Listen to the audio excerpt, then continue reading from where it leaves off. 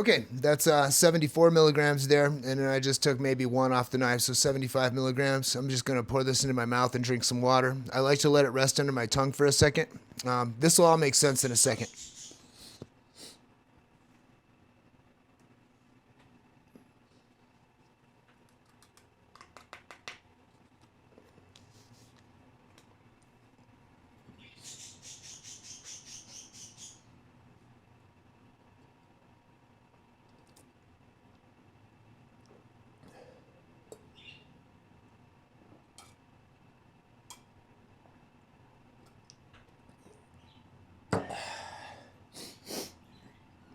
Okay.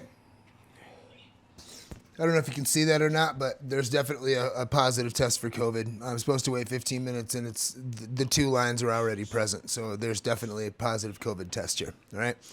Now, I've been saying that I had COVID back in January, but my wife actually was like, no, it was between Thanksgiving and Christmas, and she's right. So it's almost 1 year exactly ago we had some COVID. And the nasty thing about COVID is that I got sicker than I've ever been. All right. I am 48 years old. I was 47 at that time. And I take insulin for type 1 diabetes, which puts me at a severe risk for hospitalization.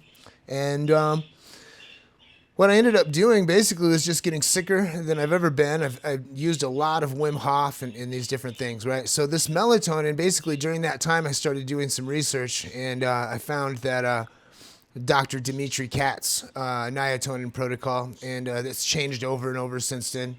He's definitely qualified to do experimentation and to come up with protocols. He is a professor and a qualified scientist, but he's a wook. He's not exactly super organized, and his protocol changes a lot. Okay, so there's many different things. I do take some NAD plus boosters, including flush niacin, but one thing that stuck with me is I've been taking melatonin daily, and it has done huge things for me. In fact, even right now with a positive COVID test, I don't know if you can see that or not, but there's definitely a positive COVID test, and even right now, I feel way less ill than I did last year. Now, am I vaccinated? No, I didn't take that gene therapy, and I'm not anti-vax or anything like that. I'm a scientist, and I trust things that are tested, and I support things that help human life. But I have a lot of experience investigating like mRNA vaccines long before COVID was even a thing, and I've seen some major problems, cell necrosis and things like that. And a lot of times the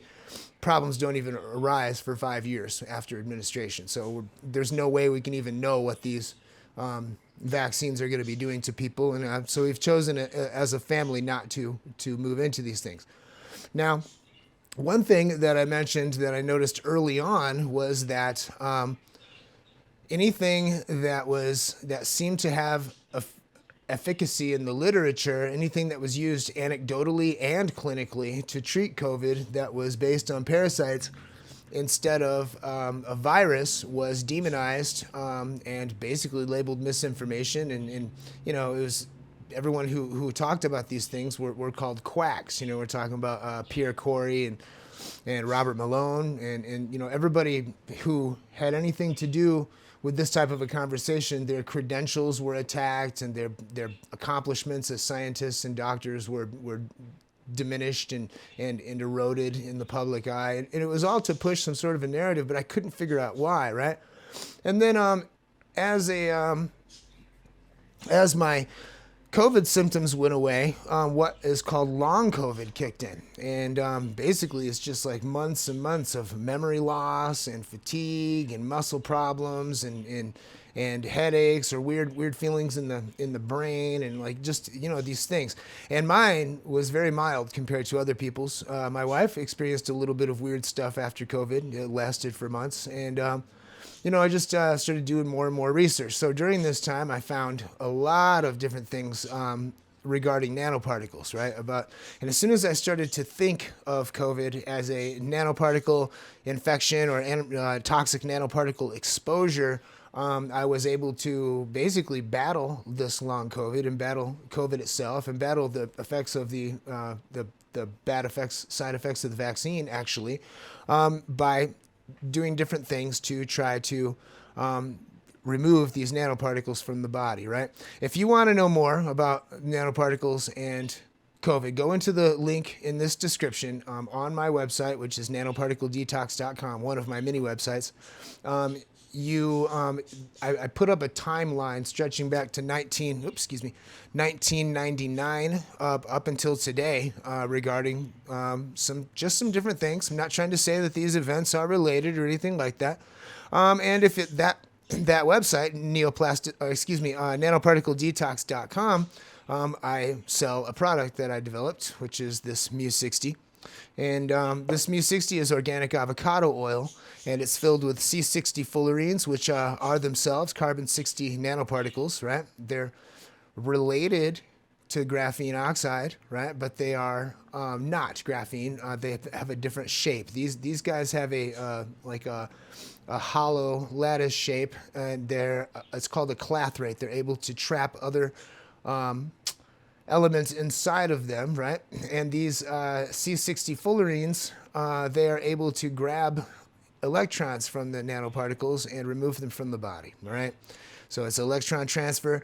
This also contains gold nanoparticles, and so it's colloidal gold. We know that colloidal gold is a water solution, and water doesn't mix with oil, but these have been dehydrated to prevent aggregation, so they are always the right size for this sort of thing. Gold nanoparticles are naturally they are antimicrobial and antiviral. They also are attracted to tumor sites and disease sites. And so what they do is they go to the different places in your body where you have infection, and they are therapeutic. The issue with gold nanoparticles is that, like many metals, if you make a colloid, right, a colloid solution, it'll give you nearly the entire spectrum of the rainbow, and it will indicate exactly how big the nanoparticles are. Gold nanoparticles, if they're too small, they bind to DNA and cause cell necrosis, what I was talking about earlier. If they're too big, they collect in the liver and they cause hepatotoxicity. Some of them can collect in the brain. But if they are 10 to 20 nanoparticles, nanometers in width, then they are able to perform therapeutically, all right? Because they are attracted to tumor sites and because they are able to trap other materials inside of the molecules, inside of the nanoparticles, they are one of the premier materials for chemotherapy delivery and also for imaging, right? So if you want to do an MRI and find out, in fact, you go to an MRI, they shoot you full of a colloidal liquid, right? So these have been dehydrated into a powder, then put into this organic avocado oil. And the last thing is shilajit from the Himalayas. It has a long history of being therapeutic for a variety of things, and it is actually very good for you if you have been exposed to toxic nanoparticles. So this stuff here, you take a full dropper full under the tongue, and then you throw back some water or your favorite beverage. You want to do that once a day or twice a day or as needed. And this made all the difference in the world for my long COVID. It actually fixed everything the way it was supposed to be fixed. And as you can see now, we definitely have hold on.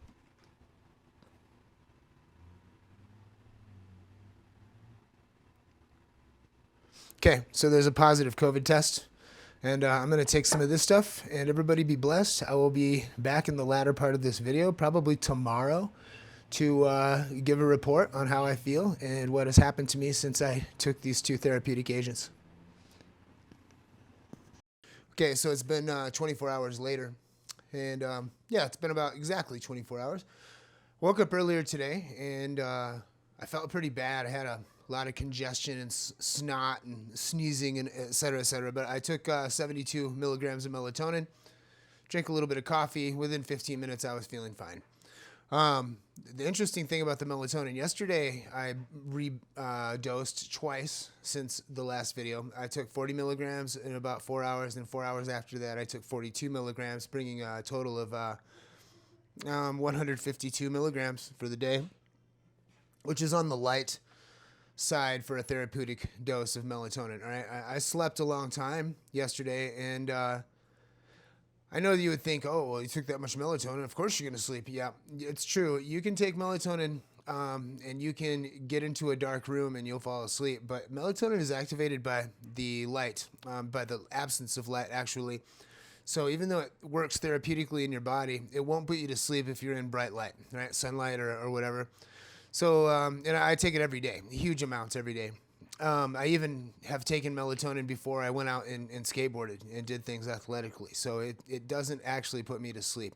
Also, a somniferous, which is a sleep-inducing dose of melatonin, is about 1 to 9 milligrams. After you get past 10, you're not really helping yourself. You can take a little more. Maybe during an acclimation period you might get groggy or something like that, but not really. The first time you take a huge dose of melatonin, I'm talking about 50 milligrams or more, just the first day, maybe the second day a tiny bit, but the first day for sure, man, I felt really weird for about 10 minutes. I'm like, oh no, I did it.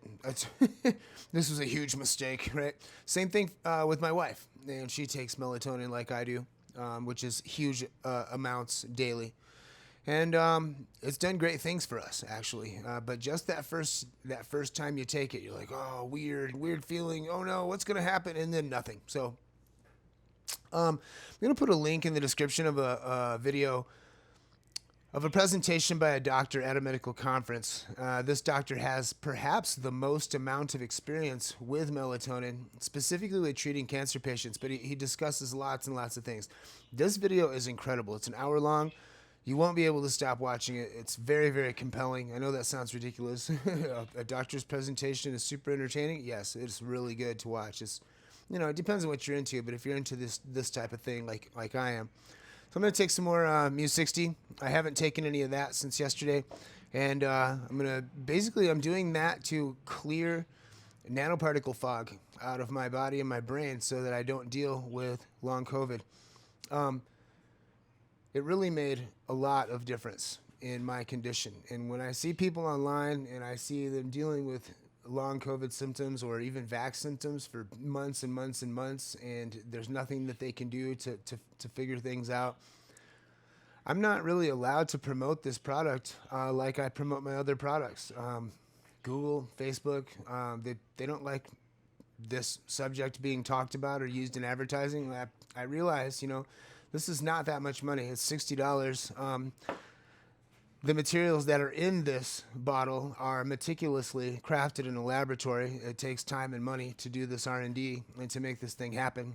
And basically, this is enough for 2 people to live for an entire year in better health for under $5 a month. That's crazy. That's insane. But anyway, everybody be blessed. You know what? I'm not going to finish this video because I think tomorrow, 48 hours later, I'm going to come back on here and I'm going to test again to see if I'm negative in under 48 hours.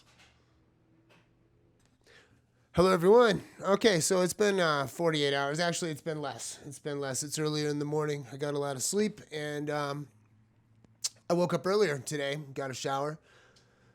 In the last 24 hours, I've taken about 310 milligrams of melatonin. I'm going to take a COVID test right now, and I expect it to be negative. The thing is that one of the dangers of this melatonin and the Mu 60 is that you get to feeling better and you think that you're not dangerous. So you go out in public, but there's still active virus or nanoparticle infection. I do have some symptoms still, a little bit of green snot for one thing, and some coughing. You can hear my voice is a little changed, et cetera, et cetera. I feel amazing. But again, a lot of that, maybe the COVID could be gone. It's just I'm just experiencing inflammation from nanoparticle exposure. That's why I take the Mu 60. To relieve the COVID symptoms, it's all about the melatonin, right? And you can't take too much melatonin. There are reports coming out of kids overdosing on melatonin. There's been 2 deaths, and these things, and they should always be taken seriously and looked at. But both of those deaths, for instance, I actually got the reports, and they were one was from a 3-month-old baby, who ate so many gummies. I don't even know how that's possible. The parents, I mean, I don't want to throw any shade or make any accusations, but it's sus, right? Number one. And number two, both of those instances of death from melatonin were from medications or gummies or supplements that had other materials in them. Valerian root was one, and some lemon balm was the other, right?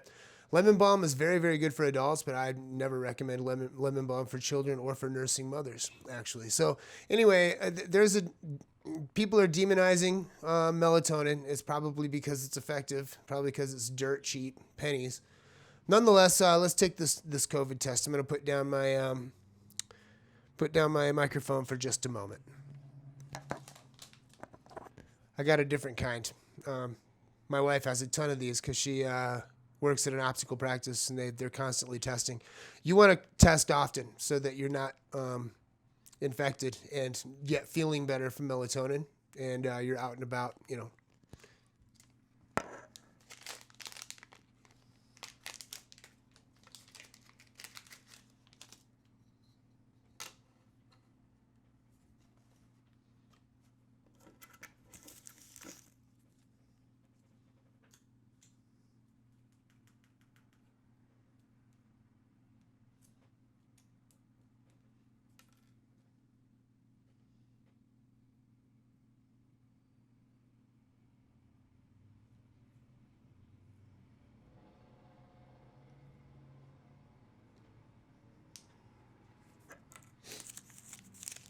My favorite part, the swab. You want to wash your hands before doing this, always.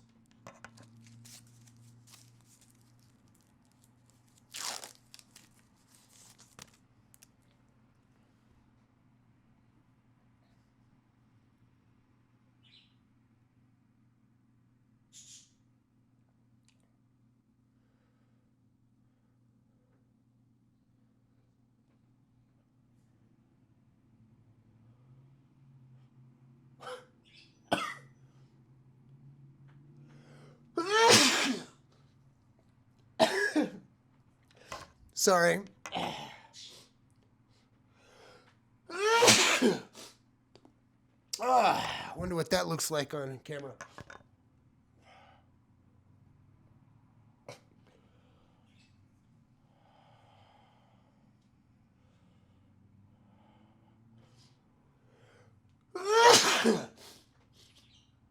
Oh, terrible. Hopefully that's enough.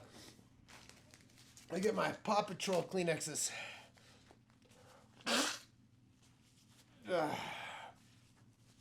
One more.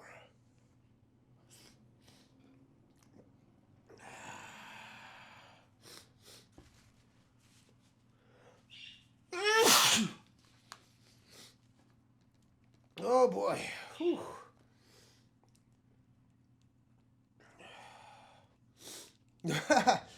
I'm crying over here.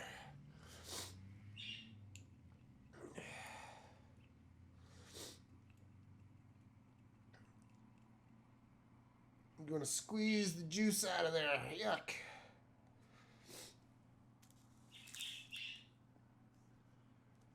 Cap on. All right. 3 drops. 1, 2, 3. Oh boy.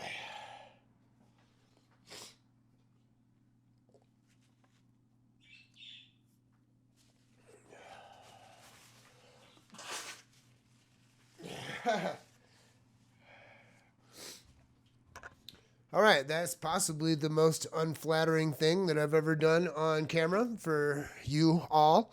I believe I possibly just didn't take into consideration that I've been inflamed and blowing my nose for a couple days. Sorry about that. Anyway, yeah, I can already see a positive result. So even though I feel good, even though the melatonin has been working for alleviating my symptoms, I still have a positive coronavirus test. So I guess I'll try again tomorrow. Love you guys. Okay, 72 hours, a little bit more actually. I woke up little late today, but then I had a bunch of work that I haven't been getting done, so I had to catch up on some things before I could sit down and do this. I'm going to take a test real quick and see how things were. Let's do that first because it takes a minute.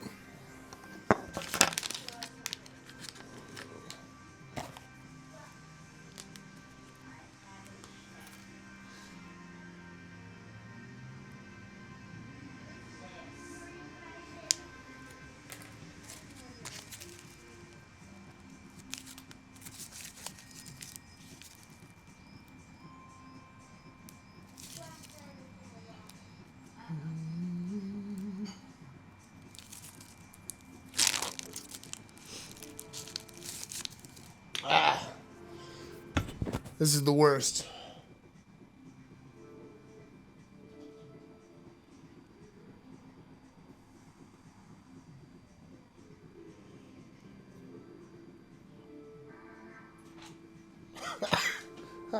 Oh, man.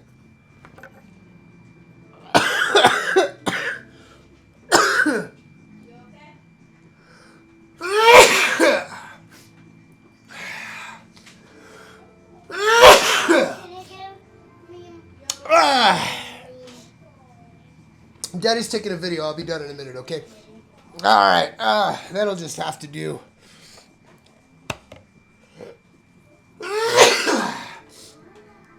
Oh, boy. Yeah, this is definitely the the most candid video you'll ever see from me. Anyway.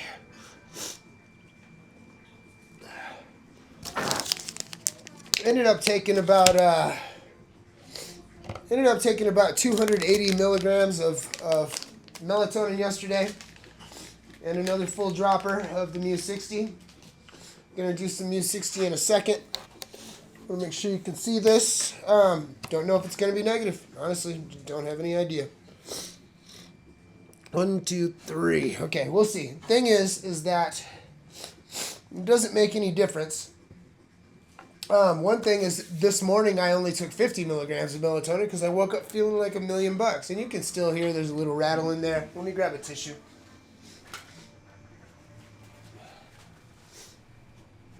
Oh boy. Yeah, you can tell there's a little bit of rattle and obviously maybe a tiny bit of snot or something, but not really. The symptoms are pretty much gone. And so the melatonin, I'm watching this thing. I'm almost seeing a faint red line. Maybe another. Yeah, I'm not sure. It's very faint. There might be a positive test there. I'm not sure. Yeah, it looks like there is a positive test. So yeah, I'm still testing positive for COVID. Dang, that's crazy because the melatonin knocks out all the symptoms, right? And so I have COVID. Oh, I'm feeling terrible. Take some melatonin. I'm feeling good. I'm doing a few things. It wears off a little bit. I start to feel run down. Take some melatonin. And then I go to sleep. I put myself in a dark room and get a couple hours of shut-eye and wake up and get more stuff done. You know, it's how it is. This test, yeah, it's a positive test. The last couple have just been so stinking dark, and this one's darkening up. So yeah, that's how it is. But the melatonin knocks out all the symptoms, and the Mu60 is basically going to make sure that I don't have any head fog or memory loss or loss of taste and smell or any of that crap. If any of that stuff crops up, I'll take a couple of these a couple times a day or something, you know, but I don't need to right now. I just need maybe a tad. Oh. Let it sit under my tongue a little bit. It's oily. It doesn't taste bad at all. Not in the slightest. It really is tasteless. A little bit of coffee. Wash that thing down. I'm going to go ahead and edit this video and put it up, even though I haven't gotten a negative test result. There's a little bit of background noise. I'm sorry about that. My kids are watching our Burning Man footage. My kids love Burning Man, and they're counting down the days until the next one. It's this year, my whole my church sent a whole group out there, and they had a nice chapel and things, and there were some really transformative experiences. We don't run from stuff like that. We go out and we find people because we love people. Anyway, yeah, I want you guys to be blessed. Like I said, I'm going to upload this video, and I'm not going to wait until I have a negative result. I will update the top comment to let you know how long it was before I had a negative result. I think the takeaway here for me, I kind of assumed, because I hadn't had COVID in a year, that the melatonin would maybe knock the virus out super fast, and I would test negative way faster, but it turns out that's not the case. What it did do is alleviate all the symptoms. And when I say alleviate the symptoms, I mean I'm feeling like death run through a ringer, and then I'll take 100 milligrams of melatonin, and within 15 minutes, I'm able to function and move around and go about my business, right? There's always the underlying feeling of being sick, but it's just not the same, right?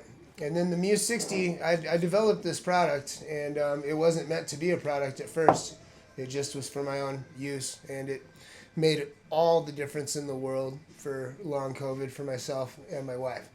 And I have other people who have taken it, and it says they say that it has alleviated their symptoms of vaccine injury. Some of these people were hospitalized by their vaccine experience.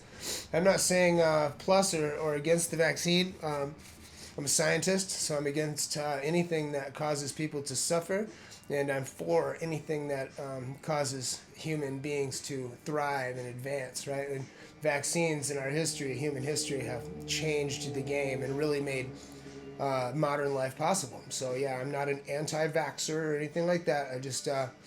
I do believe that our world is contaminated with very indiscriminate and very unregulated and haphazard, reckless use of nanoparticles since the mid-90s or so. And you wouldn't believe the places that I can find nanoparticle contamination if I take samples out of the water, out of the air. You can find it everywhere, right? And it's in all the pollution. Just go to my website, nanoparticledetox.com. There's a lot of information there, and you can check things out. I'll put a link to the timeline that I was referring to in the description. Happy holidays, everyone. Tonight is our Thanksgiving at our church, and I really wanted to go, but I'm testing positive for COVID, so I'm not going to go. I think the whole family is going to stay home. And our Thanksgiving at home, though, is going to be beautiful and lovely, and I hope yours is just as good. Be blessed.